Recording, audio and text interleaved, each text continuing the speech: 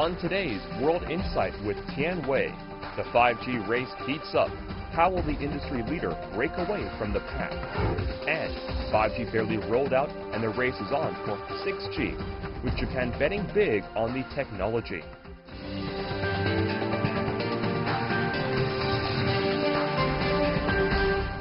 And here's our host, Tian Wei. Hello and welcome to World Insight, coming to you from Beijing on CGTN. I'm Tian Wei.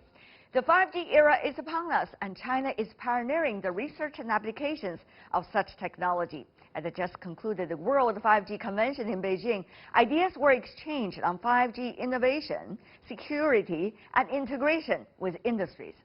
As 5G is getting rolled out in China and the rest of the world, the country is also calling for international cooperation on the next telecom platform. So how is the global 5G race shaping up? And what about cooperations? And what are the other countries jumping on the 5G bandwagon? Before we get down to a discussion with our panelists from different parts of the world, take a look at this first. In towns and cities across the world, a telecom revolution is building momentum. One that's moving forward with super-fast networks with the next-generation 5G technology. Networks using 5G offer faster communication and instantaneous downloads, help enable autonomous vehicles, enhance remote surgery, and even alter the battlefield by linking weapons with artificial intelligence. Simply put, the world as we know it is about to change, and change rapidly. At the just concluded World 5G Convention here in Beijing, the country announced plans for providing large-scale 5G coverage by the year 2020. In the next 15 years, 5G will contribute more than $3 trillion to global GDP growth. By the year of 2025, China will become the world's largest 5G market, creating trillions of output values. As this transformative technology makes us connected, another scene is playing out, a prominent race for next-generation tech with China, US, South Korea, and Japan neck and neck. China is well positioned, having done the most to develop infrastructure for commercializing 5G. In transportation, the new Beijing Daxing International Airport is using 5G technology for facial recognition. In medical treatment, Beijing's Pele General Hospital successfully conducted the world's first remote 5G brain surgery in March. In sports, the Chinese capital used 5G live streaming for the 2019 Basketball World Cup this September, and is preparing for the 5G plus 8K high-definition coverage of the 2022 Winter Olympics. Yet, its mainstream existence faces multiple hurdles. The most significant of these is cost. For 5G to work properly, it needs a frequency with a much bigger bandwidth and brand new infrastructure. Some analysts believe that the extensive building and running costs will force operators to share the management of mobile networks. Pricey or not, 5G is coming. For many users and developers, the hefty price seems to be outweighed by the promise of near infinite data and speed.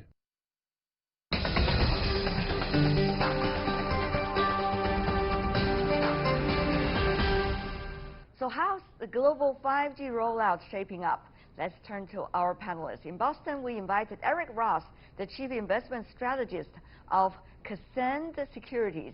In Washington, D.C., we have Lu Chuanying, a research fellow at the Shanghai Institute for International Studies, also a visiting fellow at the Center for Strategic and International Studies in Washington, D.C. And in our Beijing studio, Andy Mok, a senior fellow at the Center for China and Globalization. Gentlemen, welcome to our program. Mr. Ross, I should say, congratulations to you and many folks in Boston, because 5G is going to Boston as a result of two telecom companies competing for the market, isn't it? It is, absolutely. There's a select number of U.S. cities where they're rolling out 5G as fast as they can, although most phones in the U.S. don't actually have the 5G radios in them to use it yet. Yeah, but you know, when you talk about 5G, Mr. Ross, a lot of people are saying whether it is the marketing bluff or actually it's the real 5G that are going to improve the speed of internet connection. Well, we think that 5G is going to be a very meaningful step function increase in in capabilities for mobile broadband connections. It's Yeah. going to be a very big deal, we think, and it's going to bring a lot of services here.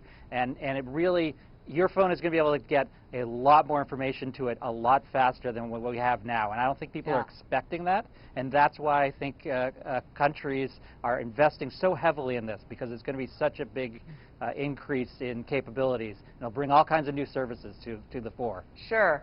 So much information, if we could ever process it. Mr. Liu, now, you're based in Washington right now as a result of doing research with CSIS. But tell me about how the U.S. side is looking at China's 5G shaping up, and certainly the U.S. Also a leading player as well. Well, this is a very important question for the future of 5G development. Here at Washington, people are worried a lot about the Huawei and China lead the development of the 5G in the future. So that, if there's no resolution for the future to how, China and the U.S. get trust with each other, and it's going to be a big problem for the global cooperation in 5G in the future. So it's not a technology issue, it's totally a trust issue, is it, Mr. Mok? Well, I think these are inseparable, because what is creating the concern and the mistrust is technology, because the U.S. has long relied on its technological superiority for a sense of security. So here we have China with Huawei leading the way with 5G, and I think this is causing the mistrust. And this is a question that I think really is going to be very, very difficult to resolve, because the facts are the facts. China is ahead in 5G. I didn't catch exactly what you said, Mr. Mok. You said Huawei is leading the game, and therefore here is the problem. Why is that a problem? Well, I think the problem is that the U.S. relies on its technological superiority for a sense of security. And the issue here is when it sees that gap being closed, and in fact in some areas where China has pulled ahead in technology, 5G is one. I think there are aspects of artificial intelligence as well. Yeah. But this causes tremendous anxiety in the U.S. And that is the problem. Okay, Mr. Ross, it's not just China. Remember in April this year, it was the first time when a country was trying to claim that it has already mastered, quote-unquote, 5G. That was South Korea. Only 2 hours after South Korea claimed that, the U.S. immediately claimed it is also making its headways into 5G as well. And of course, months later in October, China also rolled it out nationwide. So how do you see, the desire of Washington to be really, on the top in a way? And how is that interact with the reality that it might not be on the top all the time on everything, and this time, of course, about 5G? So we in the U.S., we don't think about much what Washington says or doesn't say. What we do is we think about what is happening or what is not happening. So the telephone service companies, wireless service companies, are the ones that are driving it in the U.S. Same thing in South Korea, same thing in Japan, etc. So we're not that worried about Washington telling us what's doing. We're worried about what is actually happening. And I think that we need to separate a little bit, though, technology superiority versus the selection of the bandwidth that's being used for 5G, because I think these are two very different issues. The technology superiority may not necessarily matter, at least in the 5G rollout, because of the choice of bandwidth. And the U.S., because of a very crowded spectrum between 3 and 4 gigahertz, has really kind of decided that it would be better if 5G rolled out really at 30 gigahertz and above. So that brings a lot of challenges. It brings some opportunities. 30 gigahertz means you can get more information per signal, yes. But the problem is that it also doesn't go as far. So it's not as much the technology that's really driving it, it's the choice of spectrum. It's really an issue of real estate. Is the spectrum available or is it not available? Yeah, it's about and apparently in China and in a lot of other countries, it's not. It is available between 3 and 4 gigahertz. So it will roll out faster. It will be available in a wider area of China and Europe, et cetera, and other countries. And it will be available probably in a less wide area in the U.S. And I think that that's really the problem. So we think of it as separate. Technology and spectrum are two separate things. Mr. Liu? Yes, I agree that you have the industrial perspectives, which is more focused on the technology perspective, but you also have the political and the security concerns, which are more focused on their data security, more focused on their national security. I think we need to take both two aspects into the considerations.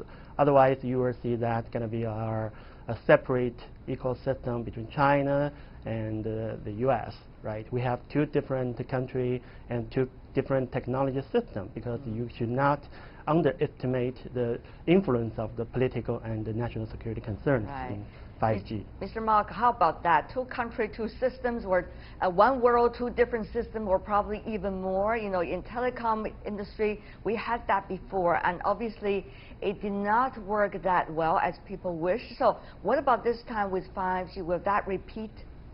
I think that's a very interesting question, because in an ideal world, the whole world is using one set of standards, so it makes everything much simpler. But reality is messy. One thing I do want to mention is that technology is not just the actual technology, but also the system architecture. So one of the issues about bandwidth is you have to use more servers, which is more expensive. But again, in a place like China, where there's much greater integration across government, technology suppliers, telcos, etc. I think there's more flexibility. So we have to see, we're not going to have one global system. I think that's already clear. The question, I think, is which system may gain greater acceptance globally. Now, of course, we're talking about technology, but at the same time, we see the rush sovereign countries had, even about the timing of rolling out the 5G. Many telecom companies around the world, if you talk to them, they would say to you off the record that they're doing this in a rush because of the competition, because of what's going on with the world today.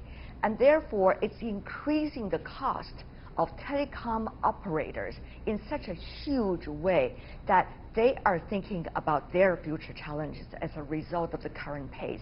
Now, Mr. Mok, you know the industry very well. So help us to understand, what does that mean for telecom operators worldwide, not just in China, not just in the US, not just in South Korea or in the EU countries, but this is a great leap forward in a way for the telecom companies that they have to catch up with. But it's going to cost them a lot. Absolutely. And I think this is the issue that telcos struggle with, because rolling out 5G is expensive. And what happens is they're not sure where's the money going to come from. But Mr. Mok, if I could just remind our viewers as well, when they roll out 3G, they say it was expensive. When they roll out 4G, they say, oh, it was expensive. Of course, when they roll out 5G, it was expensive. But tell us whether it's something similar to the earlier generation, or this time it's a little bit different. Mr. Mok, sorry. I think no, not at all. I think the economics are, of course, similar, because you're making these upfront capital expenditures, and you're hoping you're going to make enough money that your return on investment is greater than your cost of capital. So this is, every business faces this, but this is the key challenge that telcos are facing. And when we look at 4G, that was the big problem, because they thought, oh, we can make a lot of money on this. And it turns out that, in fact, it was the handset manufacturers that made the money, especially Apple. So this is a challenge, I think, that they're looking at. But on the other hand, you're right, Tianwei. Right. They feel enormous pressure to not get left behind. And in this way, they're facing a little bit of a dilemma. Nobody wants to left behind, especially now with the technology you're really spearheading. Mr. Ross, your comment here. For the telecom companies, what does that mean?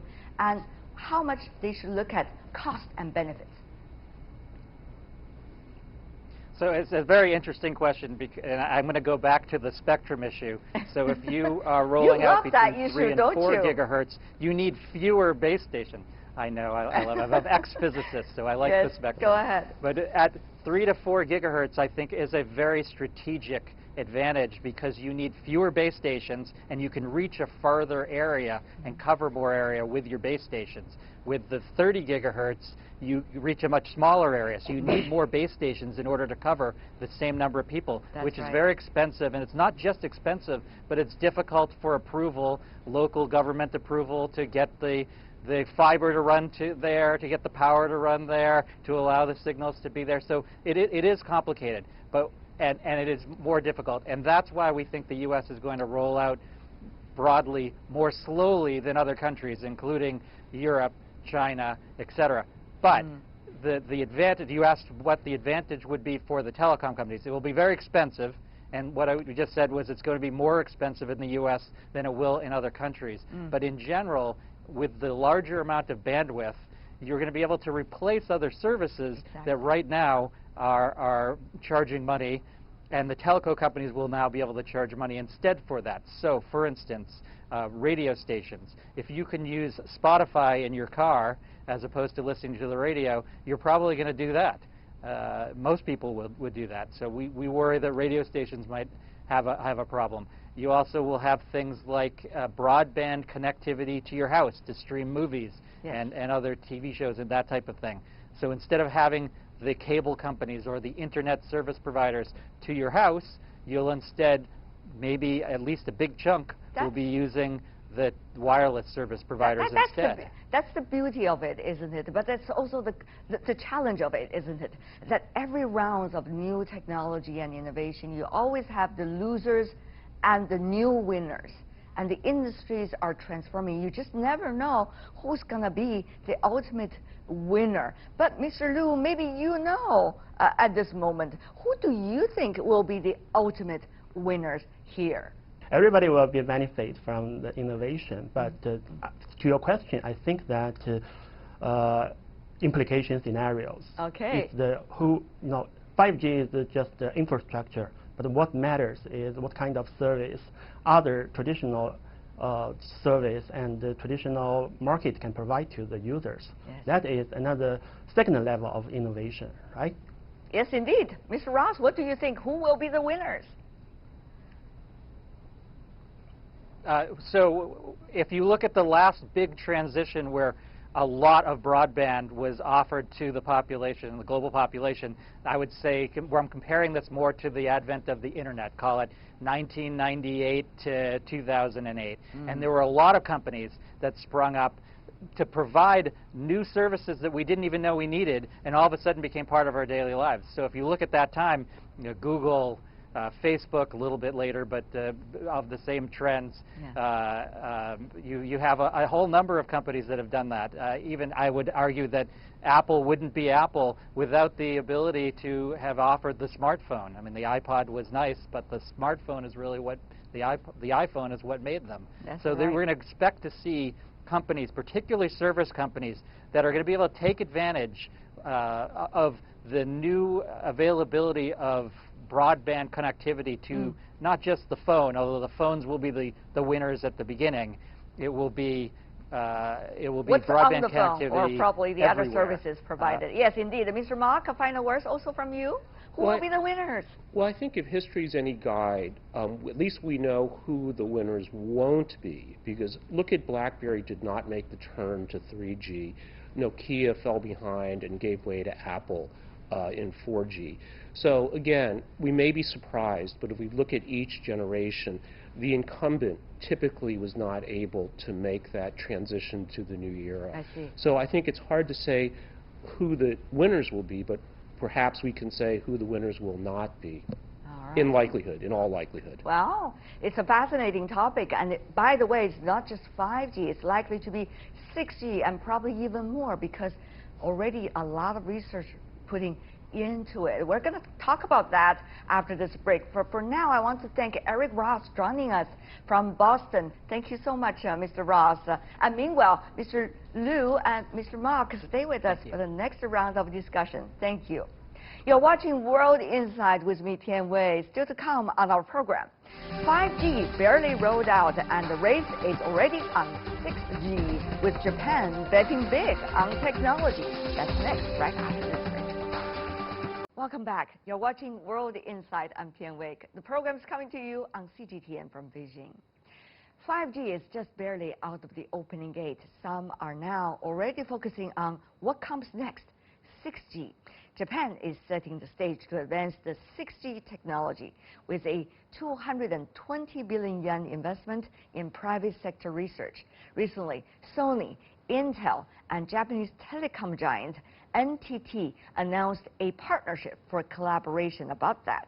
Experts say 6G mobile technology is expected around 2030. By then, the world could be in future shock by how smartphones can last up to a year on a single charge.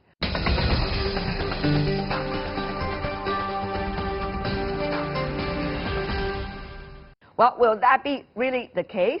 On Japan's investment in 6G and how the others are also trying to catch up, in Washington, D.C., we have once again Lu Chuan-ying, who is a research fellow at the Shanghai Institute of International Studies, now with CSIS as a research fellow. In Hong Kong, we invited Yoshikazu Kato, who is an adjunct associate professor at the Asia Global Institute at the University of Hong Kong. He's going to update us about Japan. And in Manila, we are joined by James Song, chief strategist of Zucus Strategic Marketing. In Beijing, last but not least, Andy Mok, a senior fellow from the Center for China and Globalization. Gentlemen, welcome to our discussion. 6G, Mr. Kato, Japan is very ambitious. Where are we now? Of course, 5G has not started yet. And now, we are going to invest on 6G, and you pointed out 2030. So it's going to be a long-term investment. But this time is different because the Japanese government, they are going to invest 200 billion yen, and this is taxpayers' money. And and collaborate with our private companies like NTT, Sony, and of course, from national security concern, we need to work with the United States. If in Japan, when we talk about 5G, we are thinking about Huawei.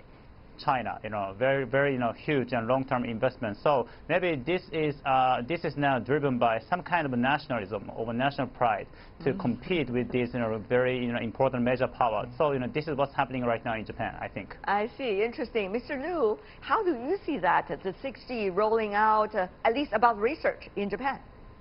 Yeah, I think Japan has very good tech background and industry. That in the past, Japan contributed a lot to the ICT development in the world. But as the previous speaker said, that Huawei and China lead the 5G a little bit than other countries in the world. So there's the national competitions over here. But I think that this is not a bad thing for competition, right? Because the ICT is a very globalized, there's a global supply chain over there. And Japan, China, United States, Europe all have very good and specific part of the 5G technology. I see. So with more countries to join with us, that could be a very interesting future. Okay, Mr. San, you're clearing your throat. I guess you want to say something about that. Also about the 6G technology. Where are we right now? Oh, it's so surprising, 6G technology that we're talking about it, because 5G just officially launched in China November 1st, and things are really exciting now. So it took China, or it took the world, about 10 years to come up with 5G technology, to come up with the standards, and now we're talking already about 6G. Now, what's in it? I mean, right now, 5G, we can download a movie in under a minute now. Now, with 6G, we can download 100 movies in under a minute. So that's what we're looking at, and that really is the future. Now, there's going to be a lot of challenges ahead of us. In fact, we have challenges of rolling out 5G already because there is so much infrastructure that still needs to roll out into place. We need new hardware phones for everybody, and 6G is definitely on the horizon, and it's something where everyone's watching very closely. Well, it seems that Mr. Sun already threw out a lot of numbers. I want to go to the other gentleman, Mr. Mok. You'll be listening to your colleagues. So what about that? Are we in a rush to 6G already? Is the circle of the next round of innovation is getting ever shorter and shorter as we talk?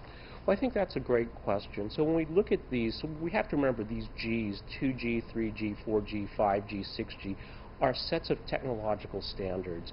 And this cycle is about right. So 5G started about 2008 as a concept, and we hear now it's live today.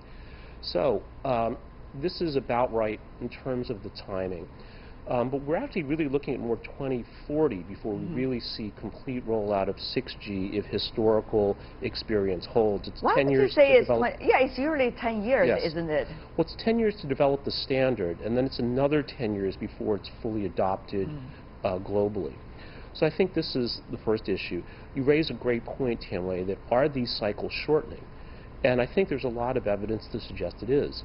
So we look at how quickly internet was adopted compared to telephone, POTS, plain old telephone service. Look at how quickly smartphones were adopted. So it's increasingly faster. So I think there is some evidence to suggest that things will accelerate much more rapidly. Wow, it's going to take our feet off in a way with all of these fascinating developments. Mr. Kato, so the Japanese government now is so eager to invest 220 billion yen, even though it's not yet a gigantic amount. It's already making the gesture. The question really is, will from now on governments lead the way in the next round of innovation? Isn't that an interesting one?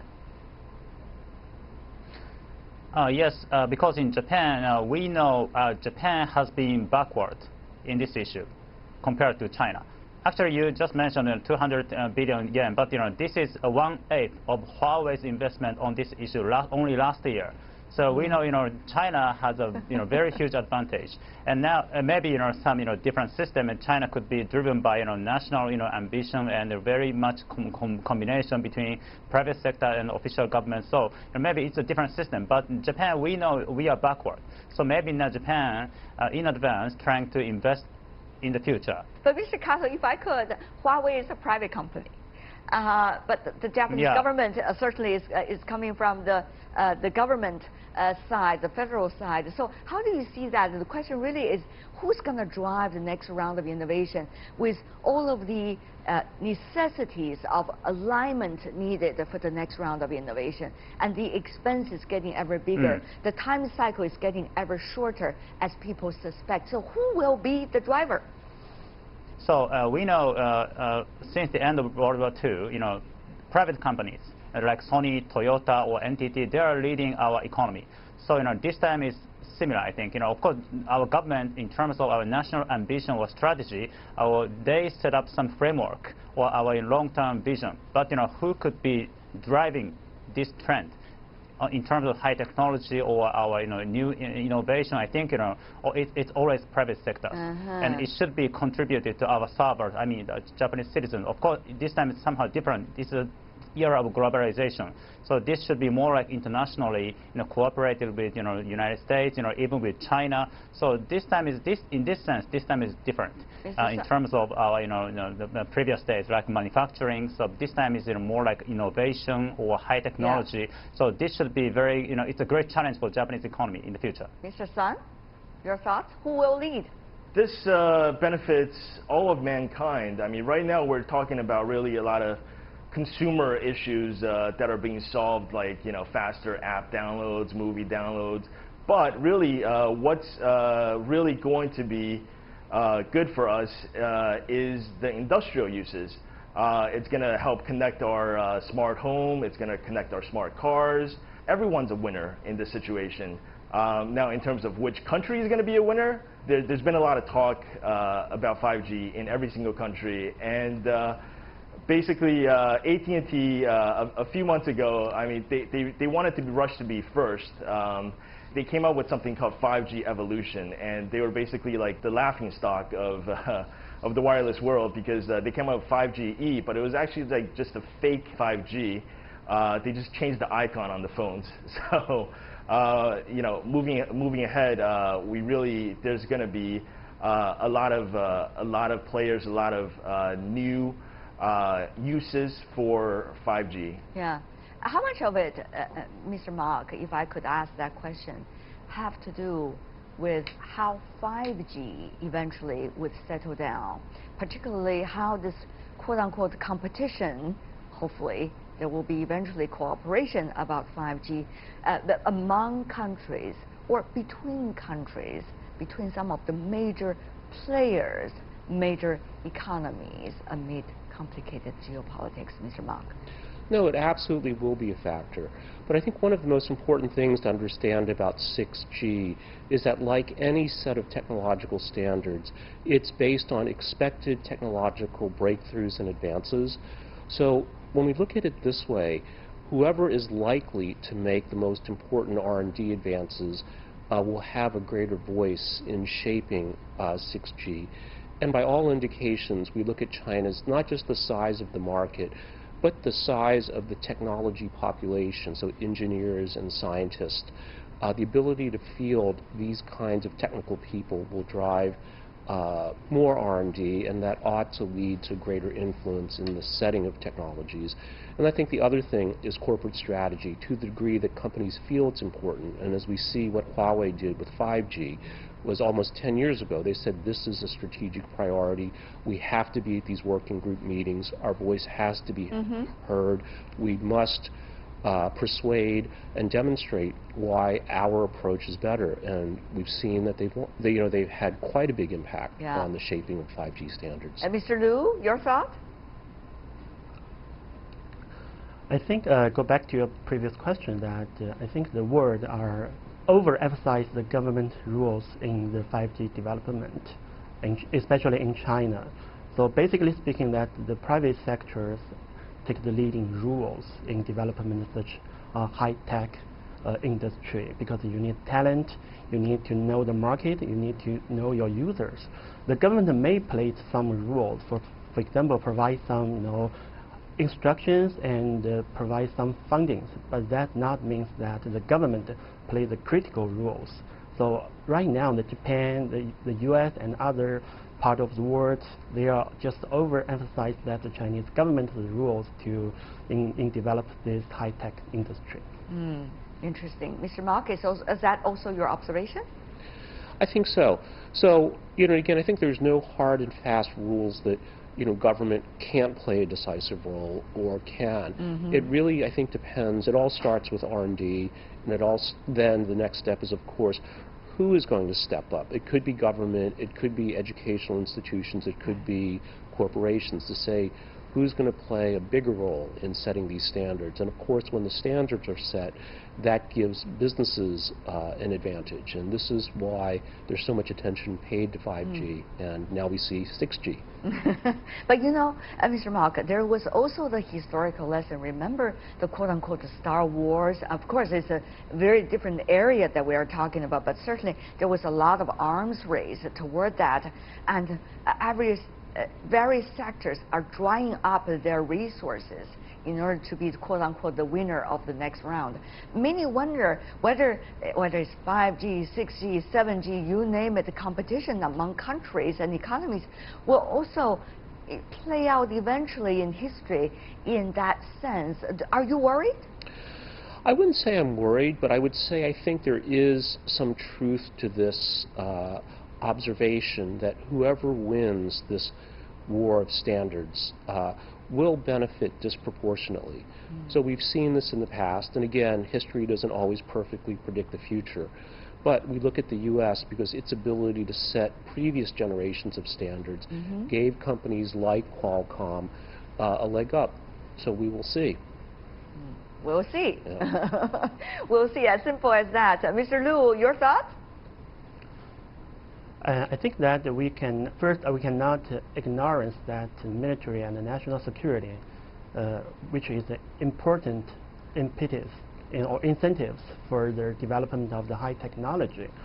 But you cannot compare directly with the Star Wars and the 5G, because this is not just a military technology. It's a highly civil technology, which means that, as I said previously, that it is the government cannot play a leading role here.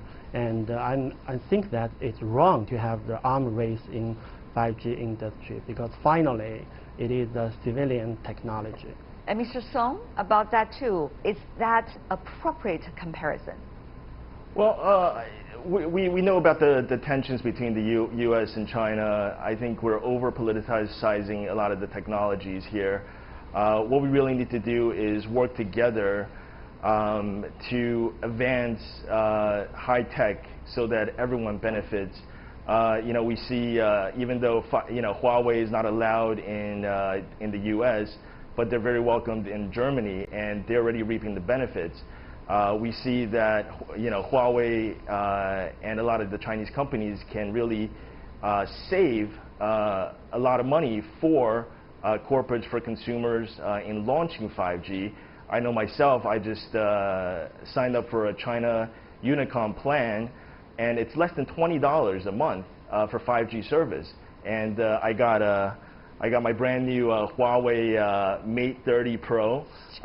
So brand new phones available. I mean, we can see that Apple doesn't have a 5G phone yet. Huawei does. So I mean, why doesn't Apple have a 5G phone, right? So we really need to work together, and everyone benefits. You're not doing an advertisement for Huawei, aren't you, Mr. Song? Well, I did pay for this phone, but if they see this, please mail me the Mate 40, and I'll be very happy to announce it again for 6G. Well, Mr. Kato, do you think Japan would eventually be able to, in a way, not only to develop the 6G technologies, but also to look at some of the key parts of future generation of telecom, for example, now cooperating with Intel, but in the future, maybe to be able to produce something of its own? Or there has to be something that Japan has to bear in mind to work with the United States all the time just to win the U.S. market? Mr. Kato. I think obviously Japan is the biggest aging society in the world. So we have enough incentive to invest future. But all the process should be commercialized, serving for our users, consumers. So of course, in this I agree with the previous panelists. This process should be driven by our private sectors, but it would be affecting our geopolitics, international relations. So that's why our government should be committed on this rule setting and standard setting process. And in this process, as an ally of the United States, we have to work and coordinate with the United States. But now we know China is a very huge and a big player on this issue. So we need to, our government should be committed to how to frame these rules setting process. But in this sense, I think the whole process of commercialization and marketization should be driven by private sectors. In this sense, I think Japan has a relative competitiveness. Mr. Liu, things are getting complicated geopolitically, so does that mean innovation will also have to tap into so many different kinds of players in order to make it happen on a global basis? Oh, I think this is a very complicated, because technology itself is complicated, and how to understand the technology and its implication to our society, to our countries. So that there are a lot of the misperceptions toward 5G and other emerging technology among these politicians. So how we understand the security, how we understand the national security and military in these areas. So far I cannot see a very good resolution for the politicians, for state to sit together to negotiate the rules, norms in these areas. But finally, you have to do that. Otherwise, as I mentioned before, it will be a split of the ecosystem, which is not beneficial for all and dangerous for the world. In order to choose your cooperation partner, do you have to think about the geopolitics all the time? Is that the dilemma, Mr. Mok, that we probably have to face from now on? I think it absolutely is. And the reason for this is 5G and AI are both inherently dual use, meaning that they have civilian applications and they have military applications. Well, everything now has military applications as well, right? Almost everything, all technologies. Internet has military applications because they are going to use the internet anyway. Sure. Well, the internet was more of a communications technology, but when we look at 5G, its ability to power things like not just unmanned cars and buses and trucks, but unmanned underwater vehicles, unmanned drones. So these clearly are much more directly, they have a military effect. So I think this is what makes them so challenging. Artificial intelligence as well, with image recognition, targeting. This makes it, especially like you say, you know, it's much more complex. It's a dilemma that I think we're stuck with. I hope we're going to figure that out very soon. Otherwise, technologies are going to be hindered as a result of geopolitics, and sometimes it is even stupid, a stage of geopolitics. Thank you so much for the four of you helping us to understand much better about the latest situation. James Sun, Andy Mok, and Yoshikazu Kato, and also Mr. Liu. Really appreciate it. Thank you. And that is all the time we have for today. If you'd like to see more, try to find us World Insight CGTN into your search engine. Check out our YouTube channel. Follow us on Twitter, Facebook. I'm Tian Wei. Thank you for watching, and bye for now.